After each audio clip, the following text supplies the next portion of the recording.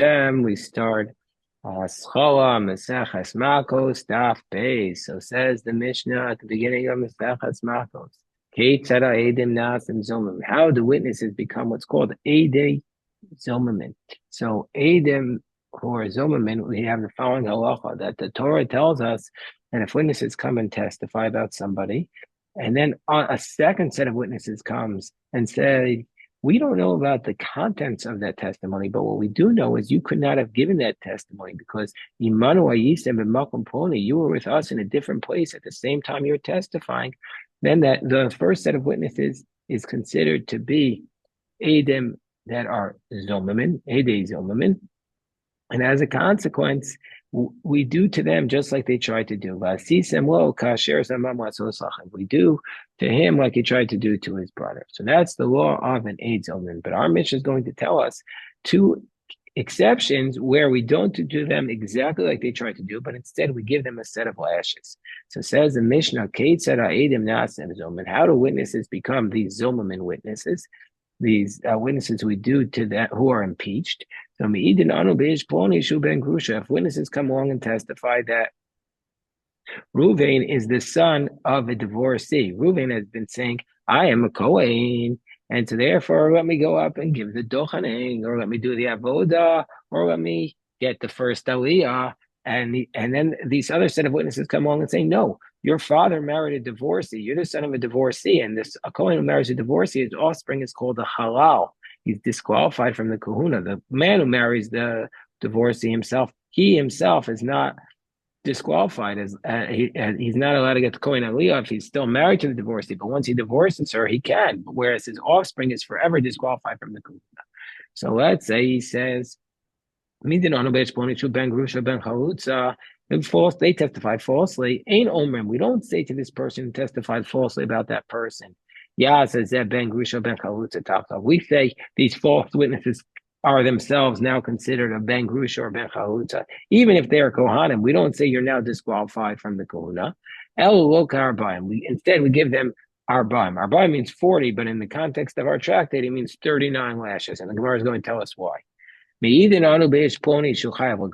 if the witnesses come along and say, we testify about this person that he killed somebody accidentally. And so therefore he has to run to a city of exile called an Ari Miklad, the near Miklad. And now we're discovered that these witnesses are false witnesses. They're Edim Zomamin, Ein Omer Yigalas Atachtav. We don't say that the false witnesses have to be exiled in his place. Ella will Karabayim. But rather, what we say is that he gets a set of 40 lashes. He gets 40 lashes. So now the Gemara says, 1 second, this doesn't make sense. Oh, good morning, Hobbs. We just started the tractate. We're in the beginning of the Mishnah. And are you familiar with the concept of Edim Zomamin? Okay, so now the Gemara says, why does our Mishnah start off by saying, how do witnesses become Zomamin? And then what does the Mishnah go ahead to do? It goes ahead and gives us examples of how the witnesses are not Zomamin. Hold on 1 second.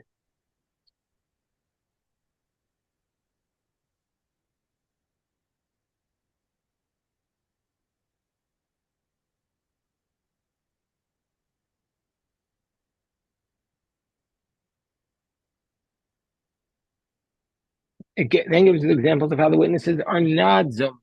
How is that the case? Meaning to say, it says Ketzad Edim Nasim Zomer, and then gives two exceptions to the rule. The person who testifies that he's a Ben Grush or Ben Chalutza, or the one who testifies falsely that has to go into refuge to go to the Yar Miklat. So it shouldn't say Ha Ketzad Edim Nasim Zomer. It should say Hi Ketzad Ein Edim Nasim Zomer. It should say how our witness is not Zomer. And furthermore, the Gemara says this whole Mishnah is not necessary because even if we're talking about Ketzad Edim Nasim Zomer, that's the next Mishnah. Daf Hey,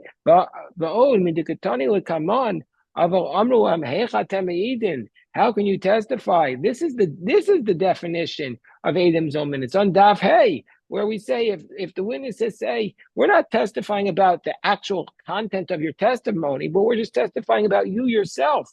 we're saying, hey, chatem ma'idin, how can you testify? Sharei ba'oso hayom, the same day that you claim you're testifying, atem ha'yisem imanu b'makom ploni, you were with us in a different place. Harei elu zomin, that's zomin. So that's the definition of zomin. So why are we starting off by saying this is the zomin when the zomin is on daf A? So the Gemara says, the Gemara's answer is Tana Hasam Kai. This is unusual that that the Shas refers to another tractate, but it says this tractate Makkos is really just a continuation of Sanhedrin. You're going to say Sanhedrin ended with Parachai. Look, really, that's a dispute. We saw what is the last chapter of Sanhedrin, but in the penultimate chapter, according to the Talmud, but in the Seder of the Mishnah, it's the last chapter. The last Mishnah was discussing and it has this Mishnah, and this our tractate Makkos is a continuation of that Mishnah. And what's the Mishnah that it said at the end of Sanhedrin on Daf Pei Tes? It says, it says all the witnesses who testify falsely that they are Edim Zomim, and then they're impeached. We give them the same exact type of death like they tried to do to the defendant. Except for the people who testify about the daughter of a Kohen who was betrothed or who was married and then was adulterous with another man, that the Talmud says that she gets sreifa, she gets burnt, whereas he, the man who she's adulterous with gets strangulation. So all the Zomamen get the same type of death that they tried to inflict upon the defendant, or the same punishment, except for if they testify falsely about the daughter of the Kohen, because they don't give the Zomamen the sreifa, but rather they give them a chenek. They don't give them burning, they give them strangulation. We don't give them the same death, but rather a different death. And then says the Gemara, then our Mishnah continues from that line and says, V'yesh edim zomamen acherim she'eino osim b'hen din ad zama kol ikar. Then there are some other false witnesses that we do not give to them the same type of punishment at all. Meaning to say kol ikar, we don't even give them death. That's the phrase kol ikar. But rather, what do we do to them? Ela malkos. We only give them lashes. And what is the example where we don't even give them a punishment that's similar? Malkos arba'im ketzad. What's an example? And that's our Mishnah. Let's say we come along and testify that this man who claims he's a Kohen is really a son of a divorcee or a chalutza. Chalutza, actually, technically speaking, is just rabbinically prohibited for a Kohen to marry. But that's a whole different question, which we're not going to get into now. He said, we testify that he's a halal. We don't make the witnesses and say, okay, now you're the son of a divorcee. First of all, the witnesses might not even be Kohanim, but even if they were, we wouldn't say that. Instead, we give him lashes. So that's the way we have to read our Mishnah. So now the Gemara says, well, what's our source for this idea that we do not give to them the same punishment that they tried to do? What's the Mishnah source for this? So it says, Amar Rabbi Yeshua ben Levi, the Amar Kra, Yeshua ben Levi says, it's on a verse. It says, you do to him like you tried to do. We do to him, to the witness, like he tried to do. Lo v'lo zaro. So therefore, we only want to do to him, but not like he tried to do to him, but not to his descendants. And says Rashi, if they'll make him a chalal, and he's a Kohen, then you've disqualified his offspring forever. And so therefore, it's not the same. It's not the same. If we're going to make the witness if we're going to make this false witness into a chalal, and he's a Kohen, then you've disqualified his descendants, and that's not what the Torah says. That you're not going to be disqualified under those circumstances. It's only very specific, and so therefore we're not going to give him this penalty. So we give him lashes. So the Gemara says, but why? Why is that your only solution? Live salula didei, but live salula zarei. Why don't we disqualify him, but not his offspring? Why don't we disqualify him, but not his offspring? The Gemara says, no. It has to be exactly like you tried to do, and it's not the same. And so therefore we give him lashes, and we don't disqualify him from the kohuna. That's the first approach. Approach of Rabbi Yeshua ben Levi. It's a verse, and it has to be exact. Our Prada gives a different explanation. He tries to prove it from logic, from a Kal V'chomer argument. He says, Eno Misralel. So the Mechalel is what? The person who himself marries a Ben Grush or Ben Chalutza. That Kohen who the Kohen himself who marries a Grusha, who marries a divorcee, he is not disqualified from the kahuna. He can regain his kahuna.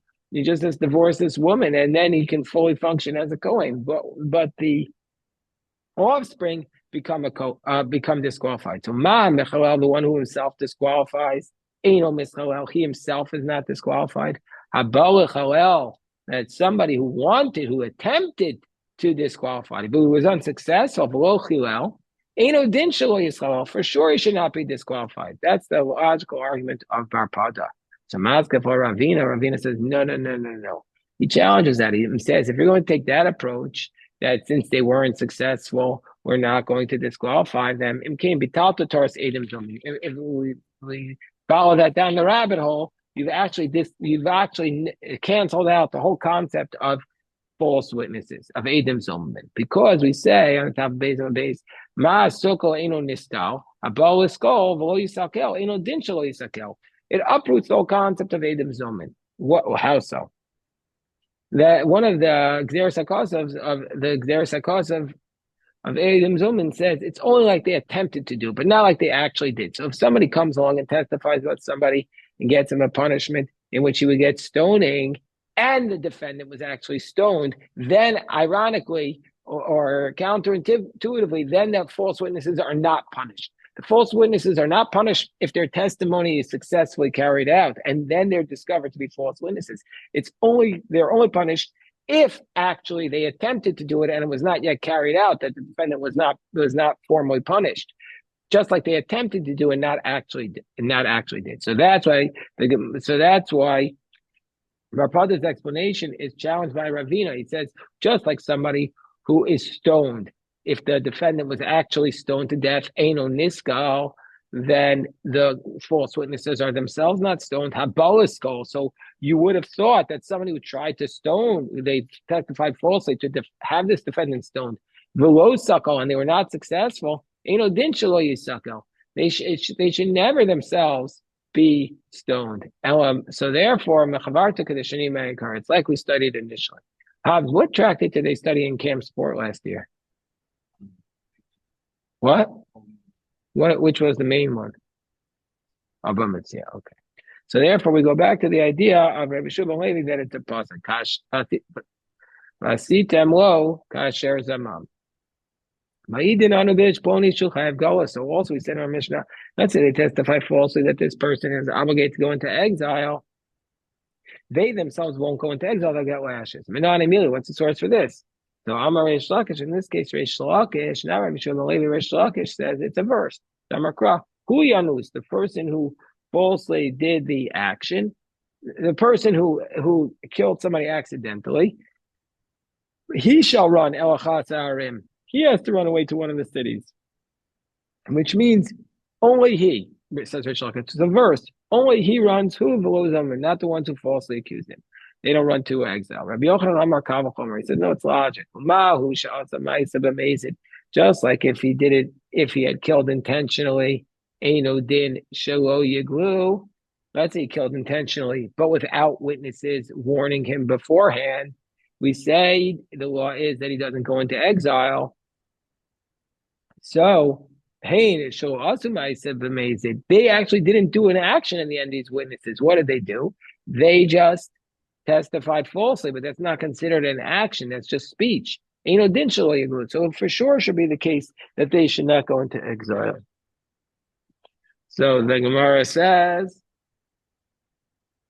also amazing. So the Gemara says, Vihino senes. No, that logic itself can be uprooted. From your logic itself, we can disprove you. Why? No,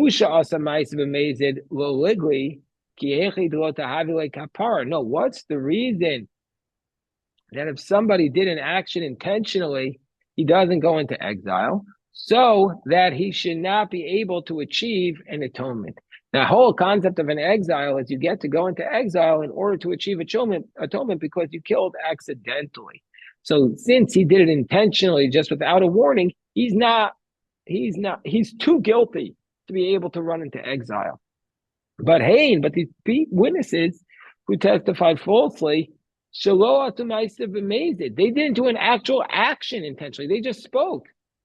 Nami Ligu, they should be allowed to go into exile. So they should be able to achieve atonement because they're not as severe as the one who killed accidentally. So the Gemara says we go back to Rish Lakish's explanation. It's based upon the verse, Hu Yanu.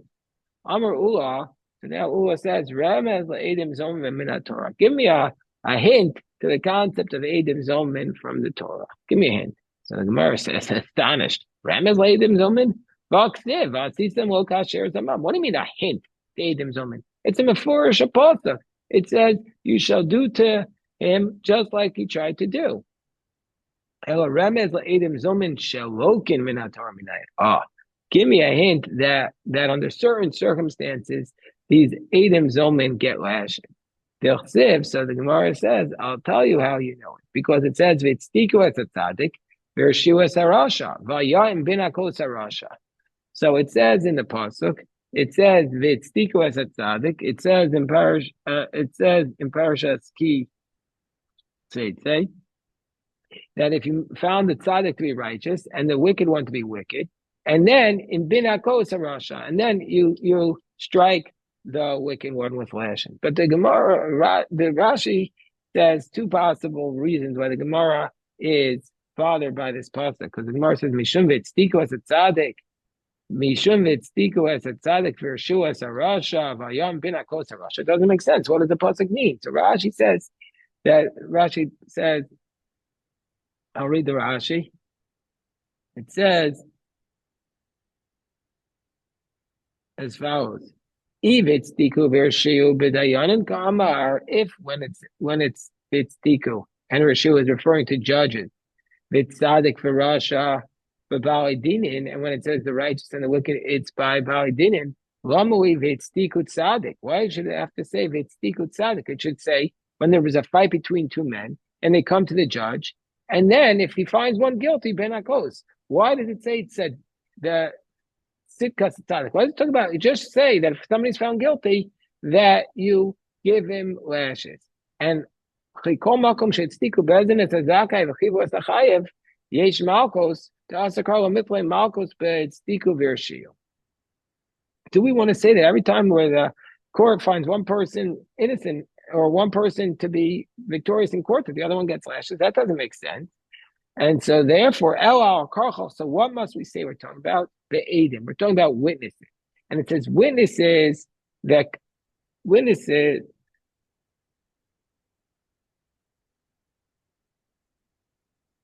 It says witnesses that came along.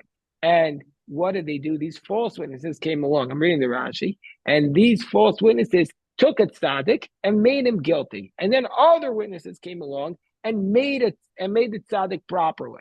And then what do we do to these witnesses? If he's supposed to get lashes, then we give him lashes. Therefore, if we can't fulfill the law of Hazama, if we can't do to him exactly like he tried to do, to the defendant, then we give him lashes. That's the whole story. That's what's going on here. So Ella Adam Sharshiu as a tzaddik, also Adam Achrinu V'tztiku as a tzaddik, the Meikara V'shavinu Lahani Rishayim, and they expose these witnesses as being wicked. Vayam Binakos Harasha. If we can't do to the witnesses, the false witnesses, like they tried to do the defendant, we're going to give him lashes. So the Gemara says V'teipaklei Milosana.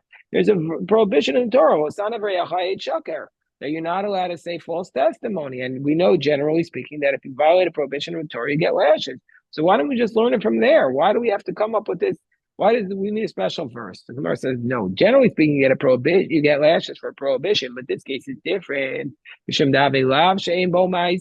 prohibition without an action. Anytime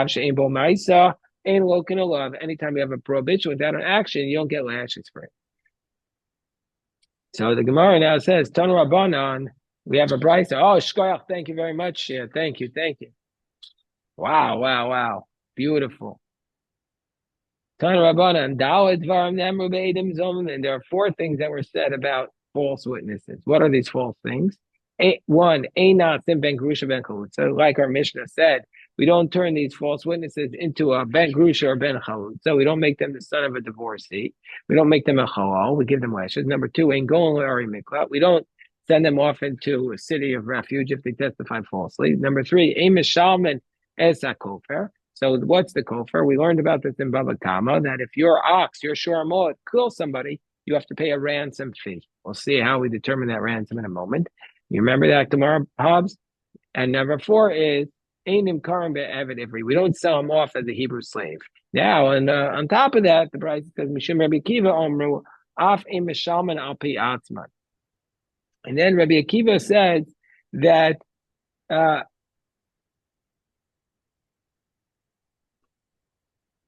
also we do not say that these women have to pay upon themselves. And that's in the case, will tell us, Rashi will tell us, I'll tell you Rashi. It says, let's say these witnesses are found to be Eidim Zom in the court. If a low respect Baldin Lamidim Bedin, Alaz Masan. So they did a false testimony in the court, but the litigant, the defendant who exposed them, did not yet have the time to take them to court for their hazama ad shebarchu. They ran away and they came to another court. Vahodu shehuzmin bezin ploni. So the witnesses came along and testified against them, and then before they were able to say go have the court make them pay money, they ran away and they went to another court and they admitted to their sin. So then under those circumstances, they are exempt from having to pay. According to Rabbi Akiva, they don't pay on their own. So the Gemara is going to explain that later on. But first, we go back to our Gemara.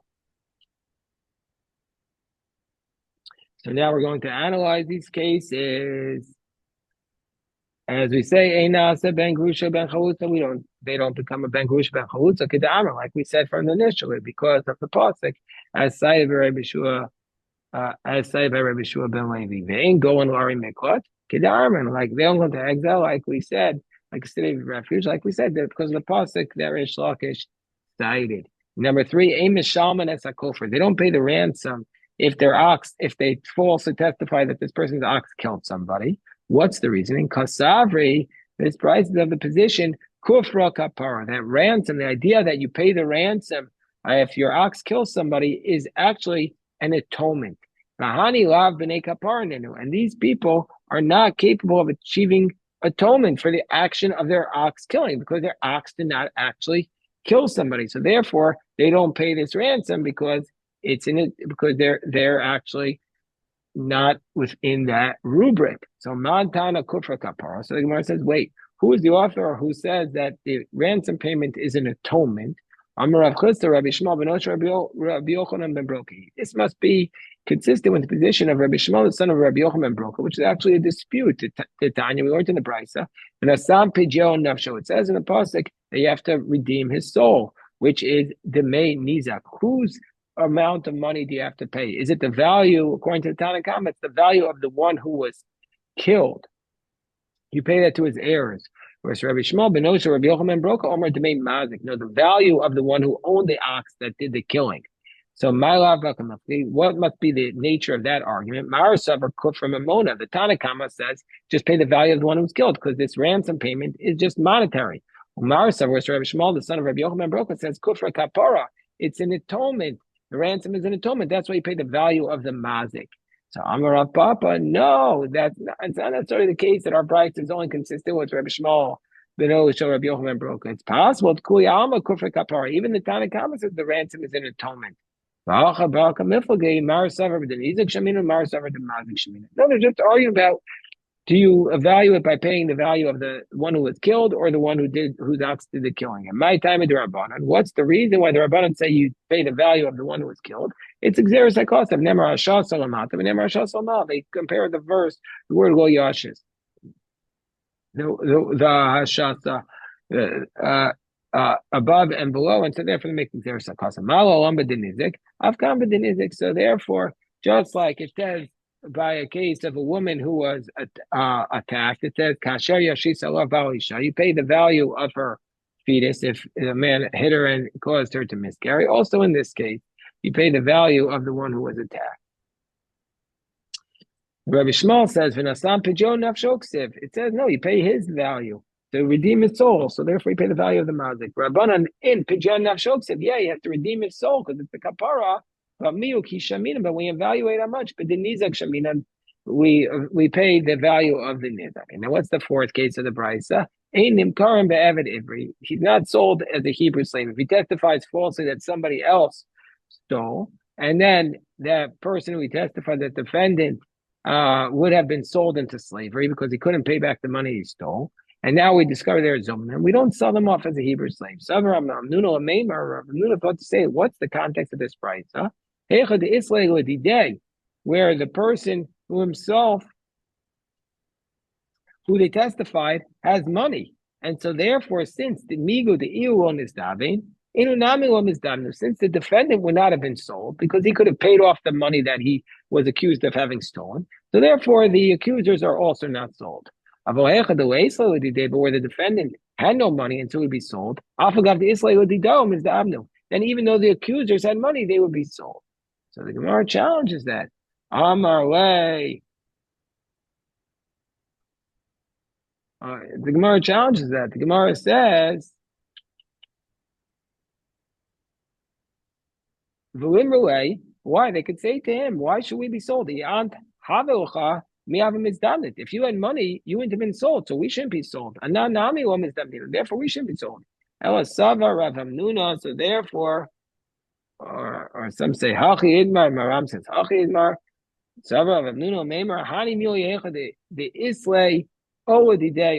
where either the defendant or the accusers had money, they're not going to be sold as a Hebrew slave. But where neither one of them has money, then in fact they would be sold. So Amarei Rava. So Rava says, Rava says, no, they're never sold. He says they're never sold, meaning to say that he's not going to be sold because of the attempt that he tried to do to his friend, and therefore he get lashed. So we're going to stop today's daf here, but I want to give the schedule.